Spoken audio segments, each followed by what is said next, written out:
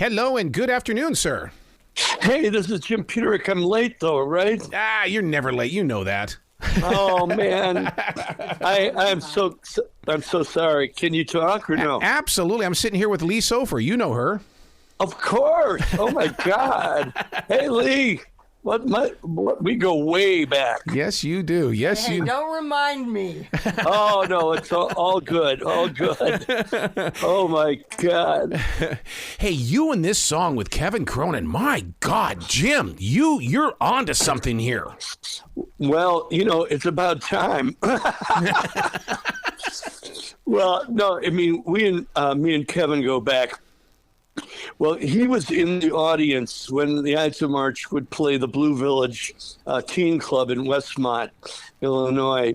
And I didn't know him from Adam. He was just this guy in the crowd, always watching us, And then he hired us to play his evergreen prom, the Ides of March. Wow. And that started our friendship, and we started. Well, of course, REO took off, and then Survivor we opened for them for 3 years, not worldwide, but North America, It was really a big deal. When you put the video together on this, the landscape of it all, with him on that back screen and with you being up front, and then you swap it out back and forth, that's such an original idea. Wow. Well, I have to credit Greg Bizzarro, who designed that whole thing and made it happen. Yeah, it's pretty amazing. The juxtaposition of the two images. And that's gone to about 100,000 views now. Yeah. Well, one of the reasons why is because not only is it a great video, it's a fantastic song. Well, we're a dangerous combination, No, we've been friends for so long, and it all comes forward, all those days on the road together. And REO used to have a floor on every hotel all over the country. And no matter if it's on the 13th floor or the second floor, they called it the dungeon. And that's where everyone would party after the shows. And I can't even begin to tell you all what went on at the dungeon. But I will tell you that the last show we did with REO was hilarious. And we were doing, I guess we were doing Eye of the Tiger. It was our big hit.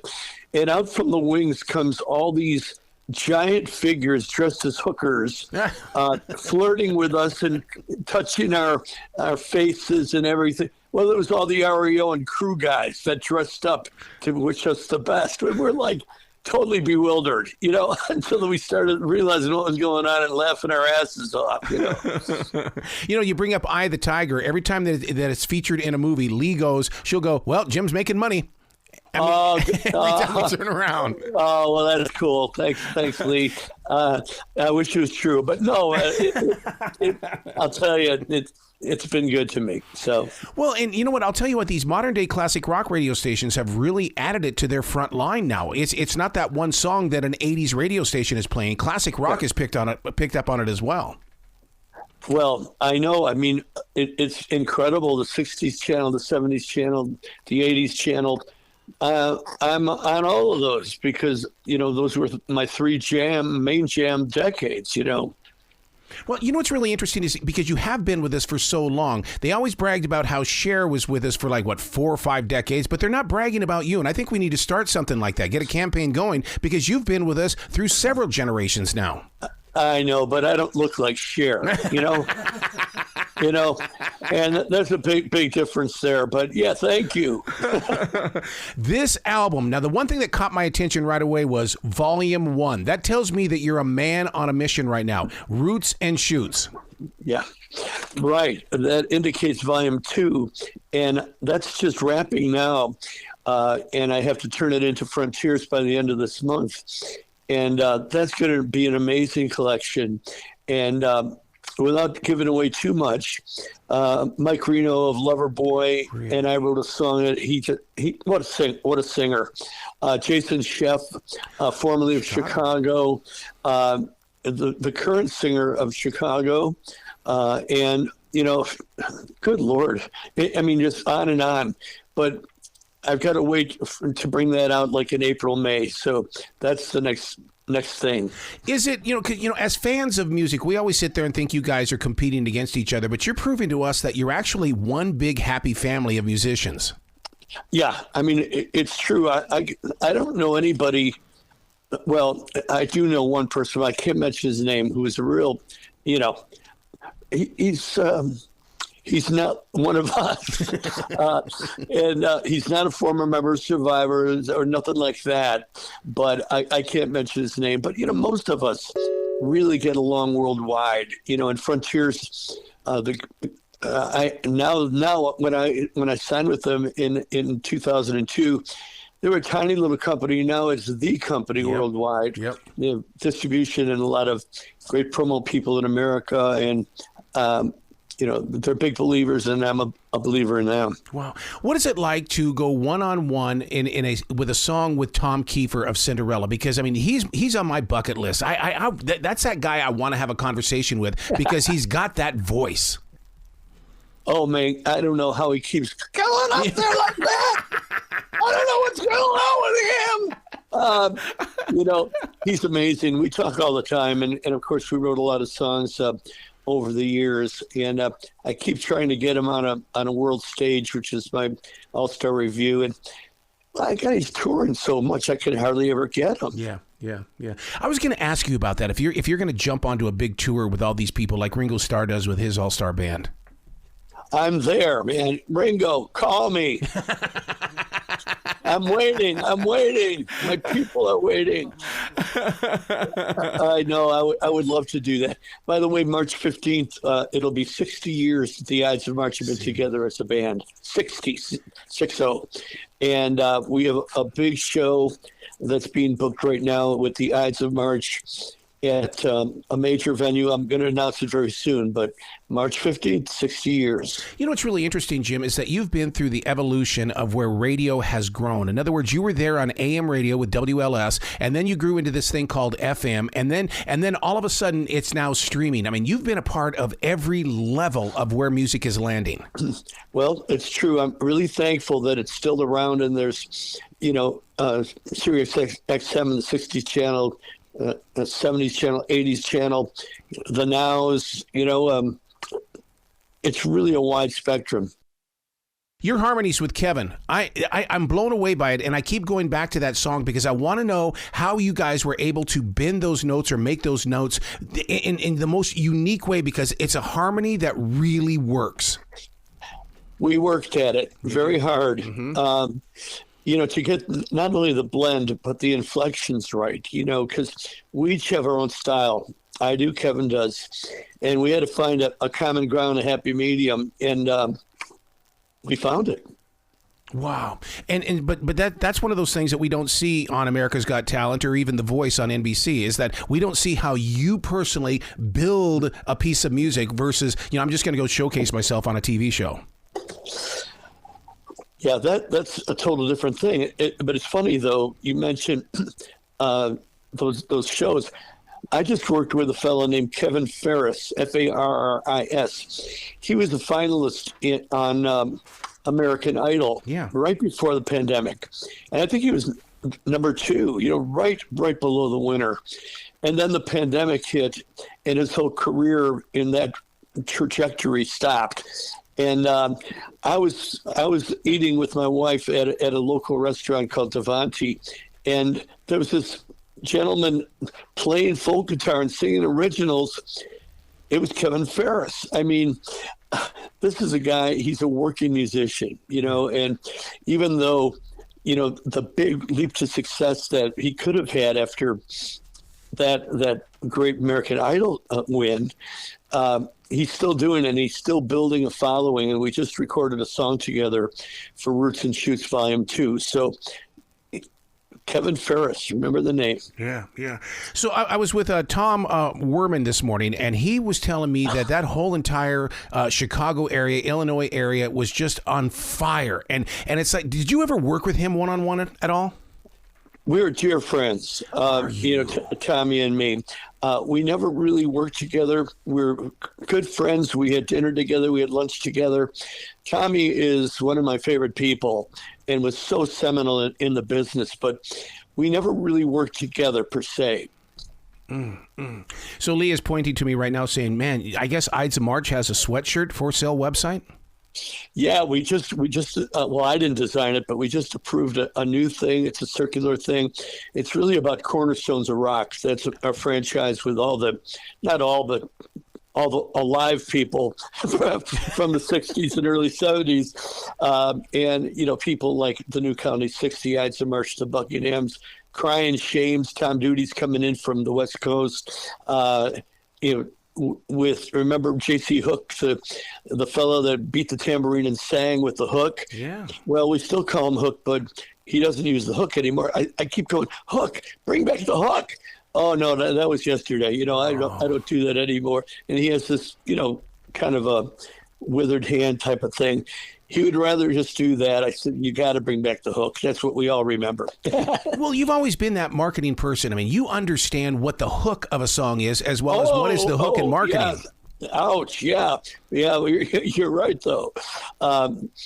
It is marketing. It's talent, but it's also how to market that talent, Well, yeah, because, it's the music business. And that's the one thing that I've always learned about you is that you understand the business side of making sure that you're booked.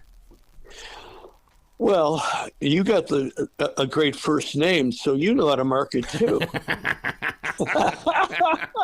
Well, I think it was Gene Simmons that said, if I don't believe that it's larger than life, how do I expect anybody else to believe it? Yeah, he was right. I mean, talk about showman. Oh my God. Oh my God.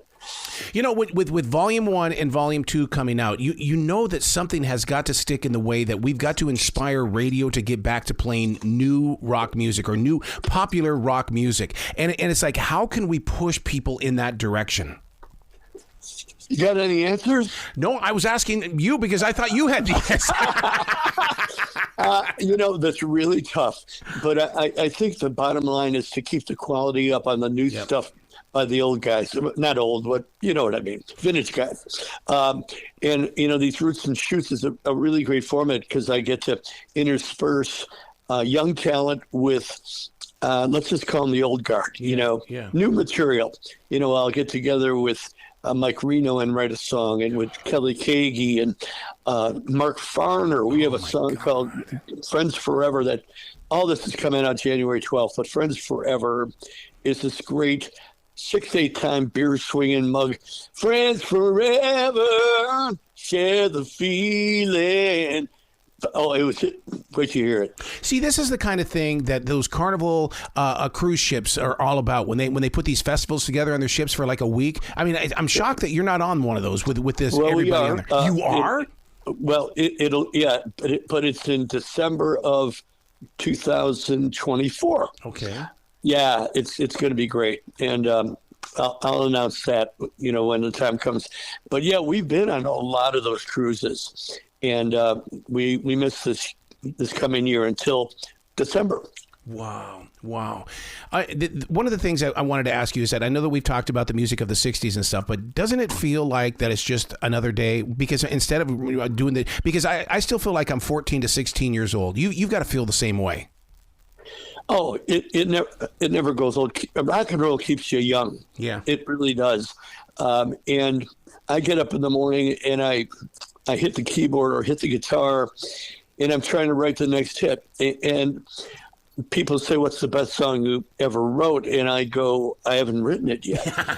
And it sounds like a standard answer, but it's true. I mean, if you're not always trying to beat yourself, and your biggest hit. I mean, obviously, I have the Dirty Five, the Eye of the Tiger, Vehicle, I Can't Hold Back, The Search Is Over, Hold On Loosely. You got the 10 that'll define you forever, and then you keep trying to beat it.